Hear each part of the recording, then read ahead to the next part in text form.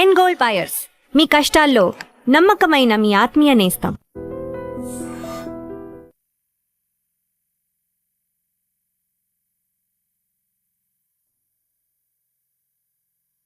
తాకట్లో ఉన్న బంగారాన్ని విడిపించి ఆ రోజున మార్కెట్ ధర కట్టి మిగిలిన డబ్బును మీకు అందిస్తుంది కొమ్మూరి గోల్డ్.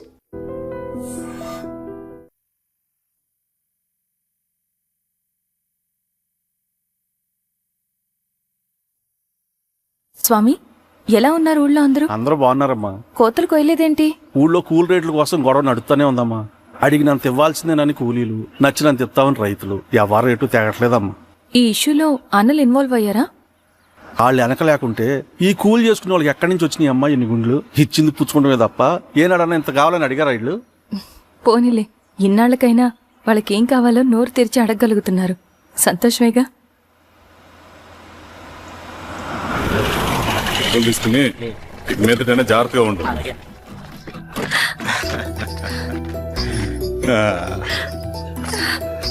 బాగున్నావమ్మా? బాగున్నానన్నయ్య, నువ్వెలా ఉన్నావు? బాగున్నాను. రా లోపలికి వెళ్దాం. రా కూర్చో. సో ప్రయాణం అంతా బాగానే జరిగింది కదా? నీ ఫేవరెట్ నెత్తిపూరి. రా వడ్డిస్తారా? ప్లేట్ తిప్పు. నాకొద్దన్నయ్య, నాకు మంచి కాఫీ తాగాలని ఉంది.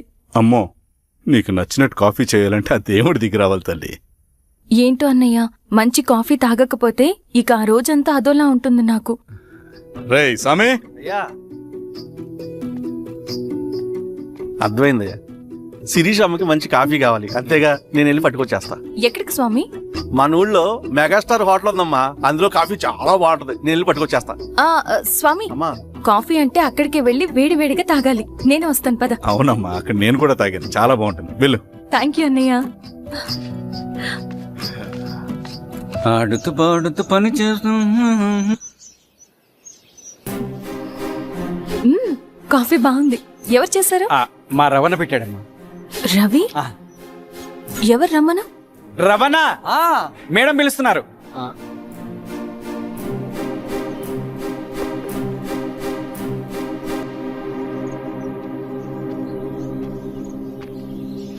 ఇతనే రవణ. శిరీష, మీరా? రవి, నువ్వేంటి ఇక్కడ? కాఫీ బాగుందా? చాలా. అది కాదు రవి, నువ్వు ఇక్కడ? ఈ హోటల్ మనోల్దే. మన ఫ్రెండ్స్ అందరు బాగున్నారా? చాలా బాగున్నారు. అవును, మీరేంటి?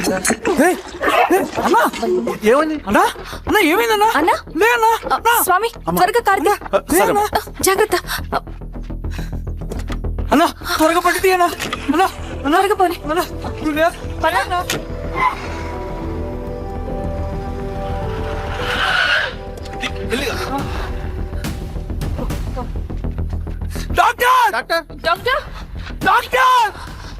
ఏమైంది డాక్టర్? త్వరగా చూడండి డాక్టర్.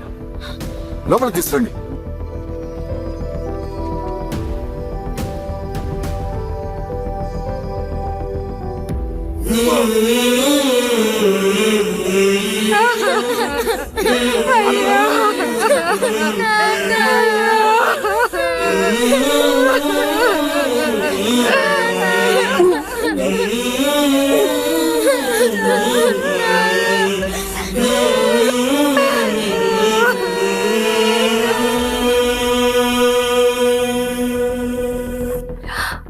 ఎలా ఉంది డాక్టర్? డాక్టర్ చనిపోయాడమ్మా.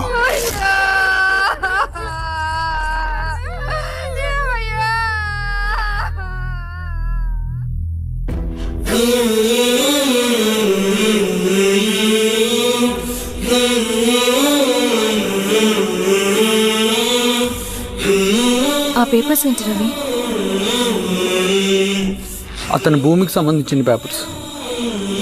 ఒక సంవత్సరం నుంచి ఈ పేపర్స్ పట్టుకుని ప్రతిరోజు ఎంఆర్ ఆఫీస్ చుట్టూ తిరిగేవాడు. భూమిని తాకట్టు పెట్టి అప్పు తీసుకున్న పాపానికి టైంకి వడ్డీ కట్టలేదని అప్పిచ్చిన ఆ దొర ఎంఆర్ఓ ఆఫీసులో లంచం ఇచ్చి భూమిని తన పేరు మీద రాయించుకున్నాడు.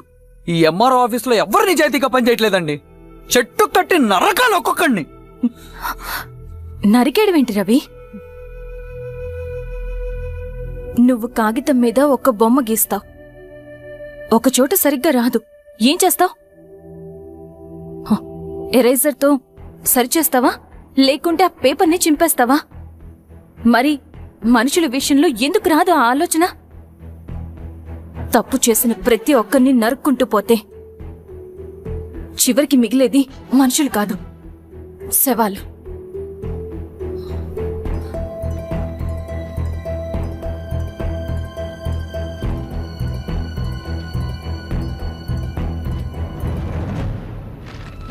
పదరవి రా.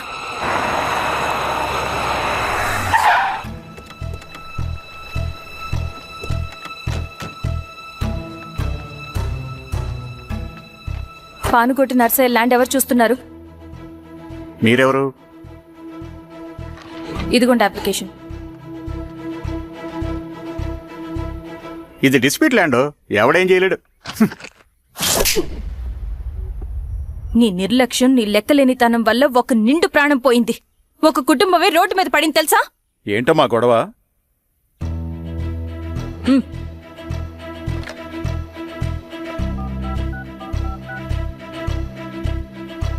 Hello sir.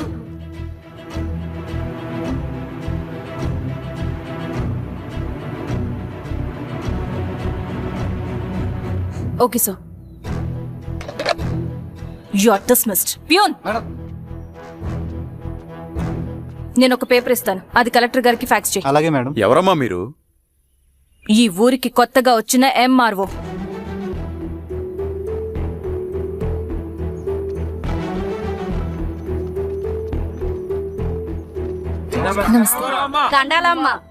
మీ పరిస్థితులు నాకు తెలుసు. పని చేస్తేనే మీకు పూట గడుస్తుంది. పనులు మానుకుని మీరు ఈ ఆఫీస్ చుట్టూ తిరగాల్సిన అవసరం లేదు. మరి ఎట్టాగమ్మా? నేనే మీ ఊరొస్తాను. ఆ రోజు అరగంట వీలు చూసుకుంటే చాలు, మీ పని పూర్తయిపోతుంది. హాయ్, దండాలమ్మా.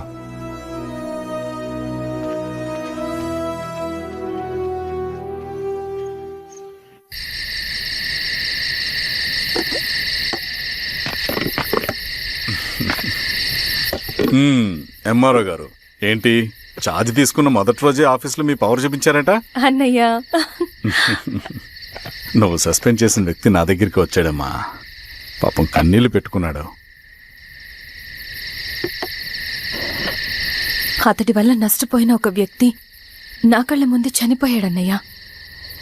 కన్నీళ్లు ఎన్నిసార్లు తుడుచుకున్నా పోతాయి, కానీ వీళ్ళ నిర్లక్ష్యంతో పేదవాళ్ల ప్రాణాలే పోతున్నాయి. అన్నయ్య, మా నూరి సమస్య పేదరికం కాదు, నక్సలిజం. నాలాంటి ప్రభుత్వ ఉద్యోగులు వాళ్ళ డ్యూటీలు సక్రమంగా చేయకపోవడం వల్ల విసిగిపోయిన జనం అడవిలో వాళ్ల హెల్ప్ తీసుకుంటున్నారు. ఒక వ్యవస్థ ఇక్కడ సరిగ్గా పనిచేయనందుకే మరో వ్యవస్థ అక్కడ పుట్టింది. అందుకే నా పన్నం చేయనివ్వండి. స్నానం చేసి రండి, భోజనం చేద్దాం.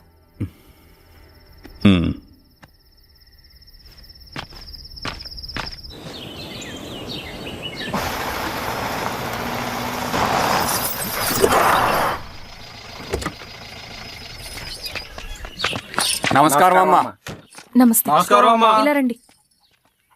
మీ ఊరు నుంచి కొందరు ఎంఆర్ఓ ఆఫీస్లో అప్లికేషన్స్ ఇచ్చారు. తను వాళ్ళ పేర్లు చెప్తారు, వాళ్ళని పిలవండి. అలాగే మేడం. వెళ్ళండి. Madam, coffee. నువ్వెప్పుడు వచ్చావు రవి? మీరు గంటకోసారి కాఫీ కావాలంటారు కదా, మాటి మాటికి వెళ్ళి రావడం ఎందుకని వచ్చేసా.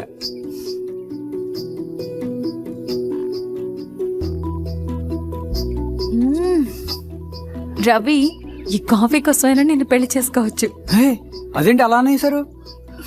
That's a compliment. భలే వారండి బాబు. నమస్కారం. రండి రండి, ఎంఆర్ఓ శిరీషారెడ్డి గారు. శిరీష రెడ్డా? శిరీష అనే పిలవచ్చుగా. అమ్మమ్మ, పులికి పంజాలాగా సింహానికి జూలాగా అది మన ఐడెంటిటీ, అదంతా ఉండాలి. సరే బాబాయ్, నేను ఫ్రెష్ అయ్యేస్తాను, మీరు కానివ్వండి. అయినా ఈ కాలం చదువుకున్న ఆడపిల్లలతో మాట్లాడటం చాలా కష్టం. చుట్టుపక్కల శిరీషకున్న ఇమేజ్ మనకి చాలా మంచి అయింది ఈశ్వరా. నేను అడగకముందే పార్టీ హైకమాండ్ సర్వే చేయించి నీకే ఫేవర్గా ఉండడం వల్ల టికెట్ ఇచ్చింది.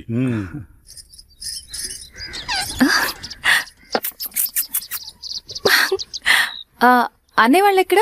బయటికి వెళ్ళారమ్మా. ఓ, బయటికి వెళ్ళారా? రవిని పిలువు. అలాగే.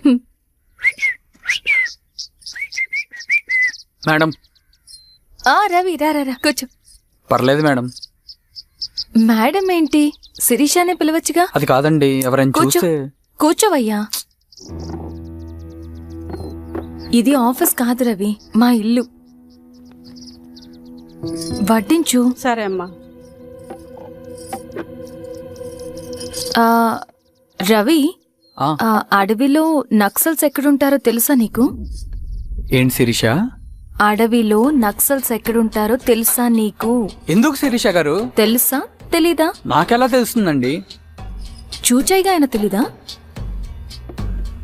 సరే, ఎక్కడుంటారో నాకు ఐడియా ఉంది.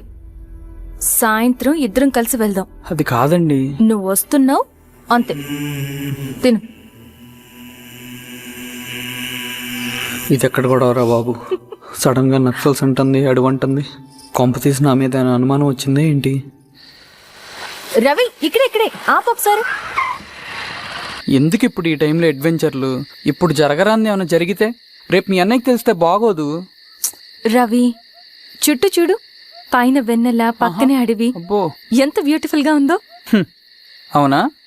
అవునా ఏంటి? అసలు ఎప్పుడు చూసినా ఎందుకలా డల్ గా ఉంటున్నావు? కాలేజ్లో ఇలా ఉండేవాడివి కాదు కదా, ఏమైంది? అది ఒక్క నిమిషం. హలో మేడం, పేషెంట్ కి అర్జెంట్ గా ఏ పాజిటివ్ బ్లడ్ కావాలి మేడం. రవి, ఆ? అర్జెంటుగా హాస్పిటల్కి పోని. ఏమైంది? పోనీ. రండి మేడం, ప్లీజ్ రండి. పోలీసులకి నక్సల్స్ కి కాల్పులు జరిగాయి. ఆ కాల్పుల్లో గూడెం కుర్రాడు ప్రాణాపాయ స్థితిలో ఉన్నాడు. తన బ్లడ్ మీ బ్లడ్ సేమ్. ఆ బ్లడ్ గ్రూప్ మా హాస్పిటల్లో లేదు, అందుకే మీకు కాల్ చేశాను. ఓ అవునా? అవును మేడం. పదండి డాక్టర్. Thank you madam.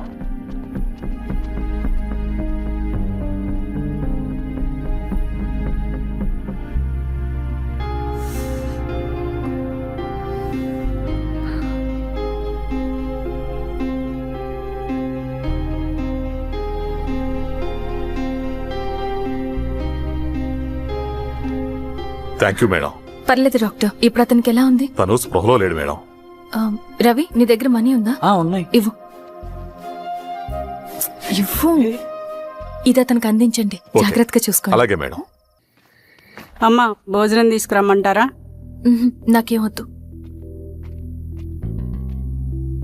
భోంచేయకపోతే ఆరోగ్యం పాడవుతుంది శిరీష, నువ్వు వెళ్ళి తీసురా అమ్మా. సరే. రవి, నాకు ఒక మంచి కాఫీ చేసిస్తావా? తలనొప్పిగా ఉంది. చేసిస్తా కానీ తర్వాత నువ్వు భోంచేయాలి.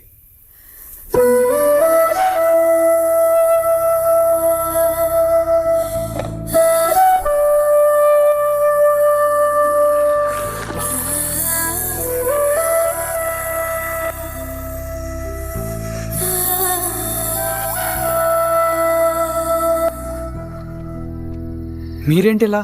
మంచినీళ్ళ కోసం వస్తున్నాను. ఓ, లోపల ఉన్నాయి, పదండి.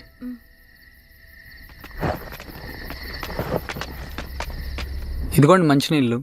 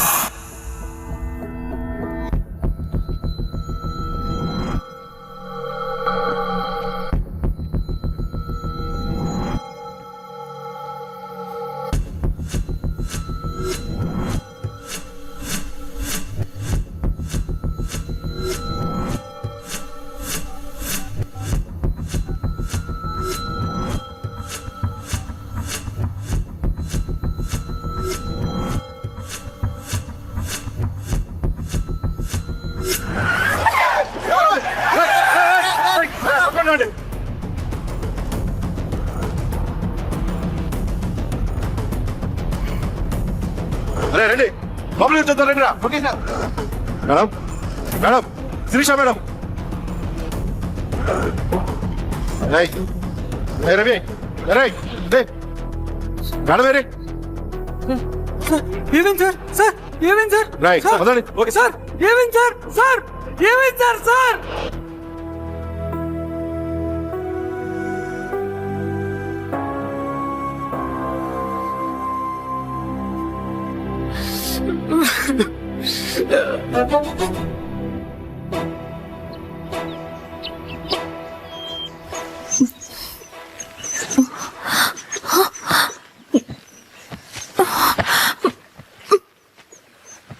నమస్తే మారావు గారు. మా అడవిలో మర్యాదలు ఇలాగే ఉంటాయి. షాక్ అవ్వాల్సిన అవసరం లేదు. జెడ్పీటీసీ ఎలక్షన్ జరగటం మాకు ఇష్టం లేదు. అవి ఆగాలంటే 2 దారులున్నాయి. ఒకటి మీరు విత్డ్రా చేసుకోవాలి, లేదా మీరు చనిపోవాలి.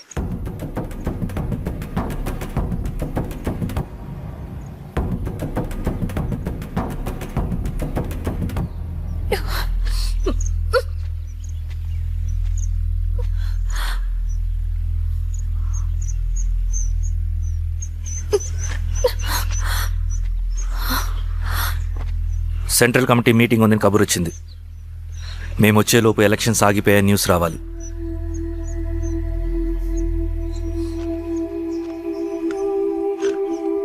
ఇదిగో రవి.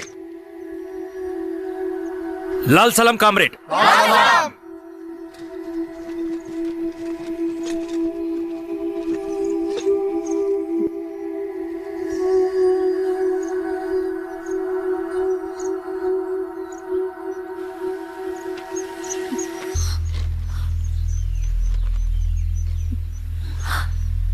ప్రపంచంలో గొప్ప వాళ్ళ చావులన్నీ నమ్మక ద్రోహంతోనే జరుగుతాయని నిరూపించావు రవి. అన్నయ్యని కూడా అచ్చం ఇలాగే చేస్తావు కదా? ఎందుకు రవి? ఏం జరిగింది? అన్నీ బాగుంటే దేశం తరపున బ్యాడ్మింటన్ ఆడేవాడిని.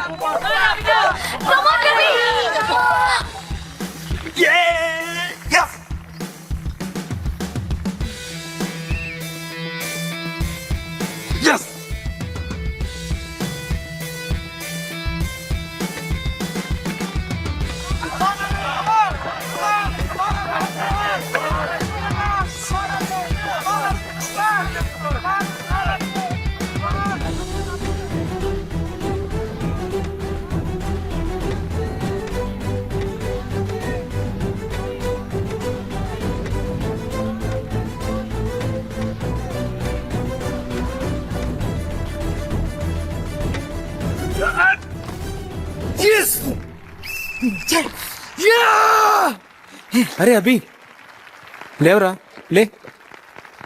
Congratulation. Thank you sir. Ravi, congratulation.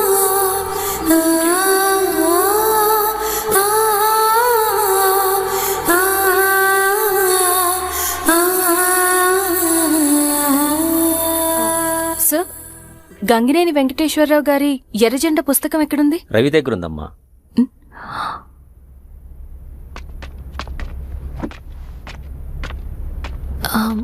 Ravi, మీకు ఈ బుక్స్ అంటే ఇష్టమా? అవును, నీకు కూడానా? నేను ఇప్పుడిప్పుడే చదువుతున్నా. సైలెన్స్. క్యాంటీన్కి వెళ్ళి మాట్లాడుకుందామా? ఓకే. అక్క కాఫీ. థ్యాంక్ యూ రచన. పర్లేదక్క. అయ్యో, కాఫీ అస్సలు బాలేదు. 1 minute ఇప్పుడే వస్తా. ఎక్కడికి? ఇక్కడికే వచ్చేస్తా. 1 minute అండి.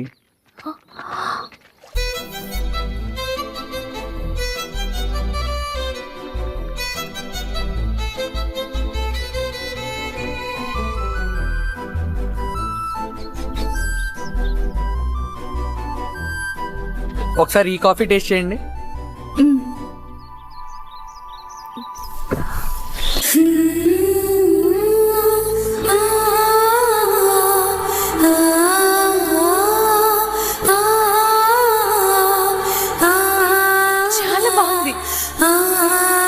థ్యాంక్ యూ అండి.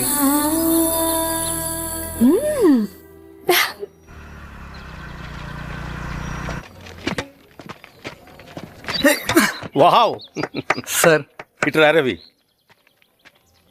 Congratulations Ravi. Sir. State badminton training కి సెలెక్ట్ అయ్యావు నువ్వు. Sir thank you sir. Carrier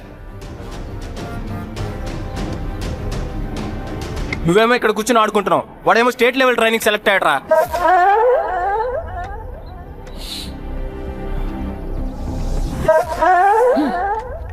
అరే మొత్తానికి నువ్వు అనుకున్నది సాధించావురా. రే, ఎప్పుడు మనం ఎంచుకున్న మార్గమే మన జీవితాన్ని మారుస్తుందిరా. Hi Ravi. All the best Ravi. నీకోసమే తీసుకో. Thank you. బాయ్.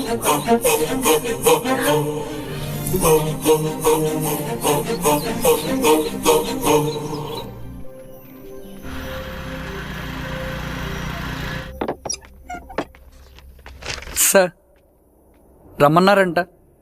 ఎందుకు అలా చేసావు రవి నువ్వు? ఏవేం సార్, నేనేం చేశాను? ఇదేమిటో చూడు. Question paper sir. అవును, రేపు జరగబోయే టర్మ్ ఎగ్జామ్ పేపర్. నువ్వు లీక్ చేసిన పేపర్. సార్ అసలు నువ్వు ఇలా చేస్తావనుకోలేదు. సార్ నేను క్వశ్చన్ పేపర్ లీక్ చేయట్లేండి సార్. నేనంతా చదువుకుంటూ రూమ్ లోనే ఉన్నాను సార్. నన్ను నమ్మండి సార్. ఈ జెర్సీ నీదే కదా? సార్ అది నాదే, కానీ దీనికి నాకేం సంబంధం లేదు సార్. నన్ను నమ్మండి సార్. మల్లయ్య సార్, నిన్న రాత్రి ఏం జరిగింది?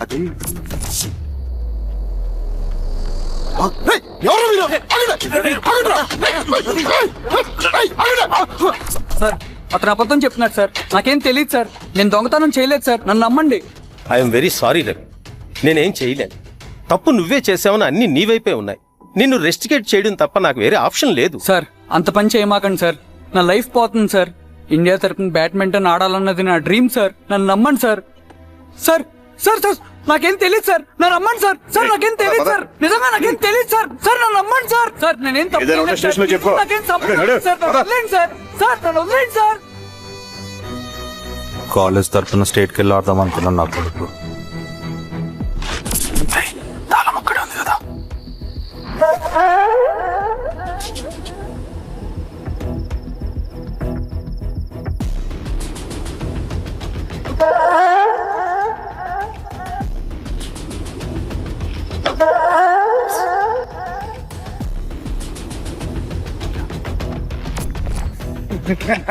రేపు జైల్లో ఆడుకుంటారా బ్యాడ్మింటన్? సార్ నన్ను ఎందుకు తీసుకొచ్చారు సార్? నాకేం తెలియదు సార్. పేపర్ లీక్ చేసింది. నేను చేయలేదు సార్. నిజంగా నేను చేయలేదు సార్. సార్ నిజం సార్. సార్ రేయ్, నీ తరపున ఎవరు లేరా? వచ్చి ఫోన్ చేసుకో త్వరగా.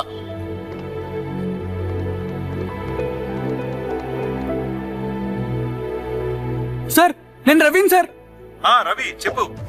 సార్ నేను పోలీస్ స్టేషన్ లో ఉన్నాను సార్. మీరు నాన్న అర్జెంట్ గా రండి sir. Please sir. Police station ఏమైంది రవి? ముందు మీరు రండి సార్ ప్లీజ్. నేను చెప్తాను సార్. సరే వస్తున్నా. వెళ్ళి కూర్చో. సార్ అయ్యా దండలయ్యా. రే రవి నాన్న, నాకేం తెలియదు ఏయ్, నాన్న. నువ్వు ఆగు. నీ కొడుకు క్వశ్చన్ పేపర్స్ దొంగతనం చేసి దొరికిపోయాడు. ఎఫ్ఐఆర్ రాసి కేసు పెడితే జైలు శిక్ష పడుతుంది. అలా కాకుండా కేసు క్లోజ్ చేయాలంటే 2 లక్షలు కావాలి. వెళ్ళి తీసుకుంట్రా. అర్థమైందా? వేదోడ్నయ్యా. ఏయ్, నా సంగతి నీకు తెలుసు కదా. లోపలేస్తే 10 సంవత్సరాలు బయటికి రాడు. వెళ్ళి డబ్బులు కొట్టరా.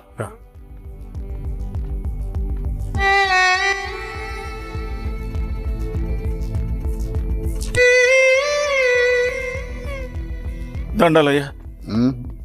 ఇదిగోనయ్యా 2 లక్షలు.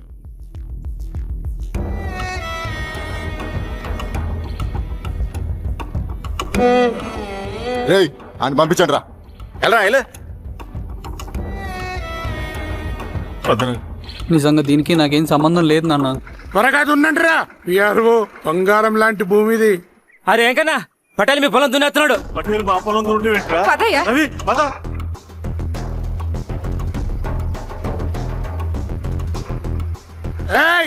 కానీ ఏంట్రా? అయ్యా పటేల్ అయ్యా. మా పొలంలో మీరు దున్నారండి. నా పొలంలో నేను దున్నకుంటే వాడు దున్నుతాడారా? అన్యాయం అయ్యా. ఏంద్రా అన్యాయము? పొలం అమ్మినావు కదా, కొనుక్కున్న పొలంలో దున్నుతుంటే అన్యాయం అంటారేంట్రా?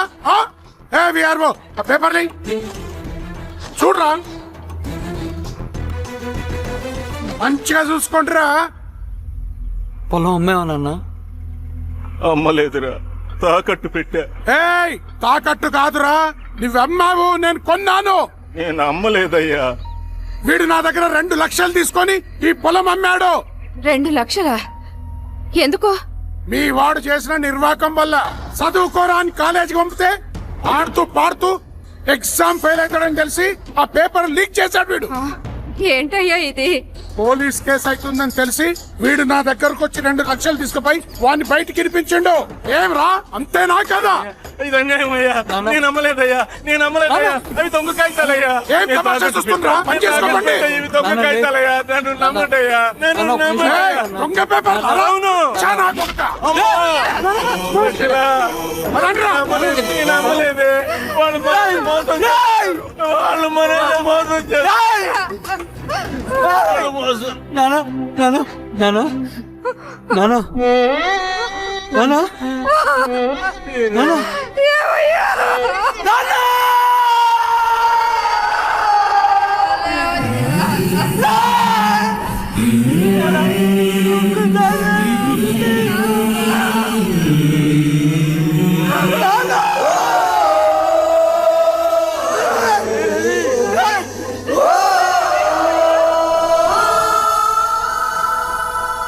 నాన్న చనిపోయిన తర్వాత మా భూమి కోసం వెళ్ళి పై అధికారులను కలిశాను, కానీ వాళ్ళు కూడా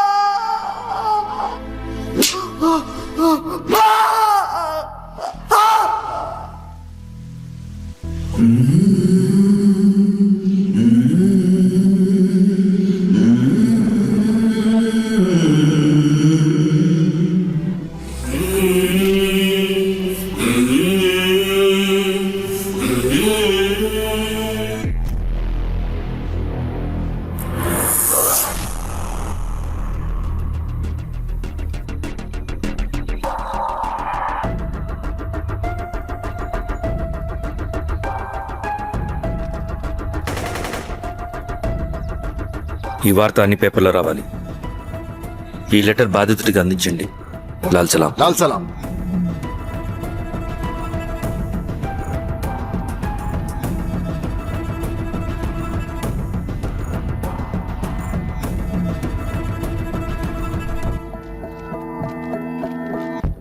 ఈ పీడిత భూస్వాముల నుండి విముక్తి కోసం విప్లవ పోరాటం చేయాలి. పేద ప్రజలను సమసమాజం వైపు నడిపించాలి. దళం నిన్ను ఆహ్వానిస్తుంది. రా, జనం కోసం పోరాటం చేద్దాం. లాల్ సలాం.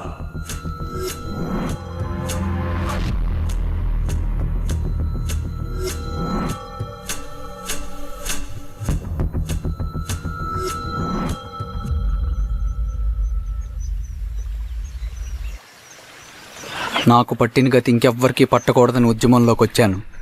ఇన్ఫార్మర్గా చేరాను. దానికోసం ఎంతమందినైనా చంపుతాం, చేస్తాం. కానీ మేము అనుకున్న సమాజం తీసుకొస్తాం. కమ్యూనిస్ట్ రాజ్యాన్ని స్థాపిస్తాం. సమాజమా అంటే? రష్యాలో, చైనాలో, వియత్నంలో మా కమ్యూనిస్టులు విప్లవం ద్వారా సాధించిన ఆదర్శ సమాజం. Lenin, Stalin, Mao, Che Guevara, Fidel Castro సృష్టించిన కులాలు, మతాలు, వర్గాలు, వర్ణాలు లేని ఒక సామ్యవాద స్వర్గం. అదే మేము కలలుగనేది. దానికోసమే మేము పోరాడేది. నాకు తెలిసి నాజీ పార్టీలో గోబెల్స్ తర్వాత అంత ప్రొపగాండా మీ కమ్యూనిస్టులు తప్ప ఈ ప్రపంచంలో ఎవ్వరు చేసుంటారు. ఉక్కు మనిషి స్టాలిన్, మానవీయుడు మావో, ఎర్ర జెండా వెలుగు ఇలాంటి కమ్యూనిస్టు పుస్తకాలు చదివితే ప్రపంచవ్యాప్తంగా కమ్యూనిస్టులు సాగించిన మారణ హోమాల గురించి నీకు తెలీదు రవి. స్టాలిన్ మొత్తం ఎంతమందిని చంపాడో తెలుసా? 2 కోట్ల మందిని. మనుషుల్ని చంపడంలో హిట్లర్నే మించిపోయాడు. చాలా మందిని సైబీరియన్ లేబర్ క్యాంపులకు పంపి దారుణంగా హింసించి మరీ చంపేశాడు.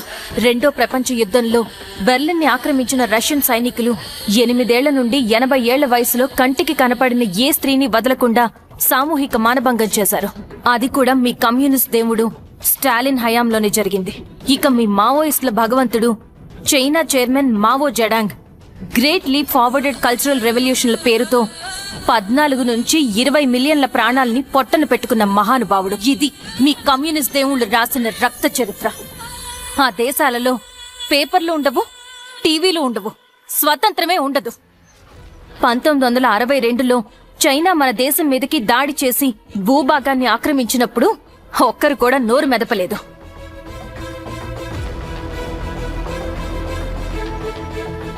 కమ్యూనిస్టుల మానసపుత్రులైన మీ నక్సలైట్లు ఏమైనా తక్కువ తిన్నారా? పశ్చిమ బెంగాల్లోని నక్సల్ బరి అనే గ్రామంలో 1965లో జోతేదార్ల దౌర్జన్యానికి వ్యతిరేకంగా పుట్టిందే మీ ఉద్యమం. A for arms, B for Bengal, C for Charu Majumdar. చారు మజుందార్ చెప్పిన స్టేట్మెంట్ గుర్తుందా? వర్గశత్రువుని ఖతం చేసి వాడి నెత్తుట్లో చేతులు ముచ్చని వాడు విప్లవకారుడు ఎలా అవుతాడు?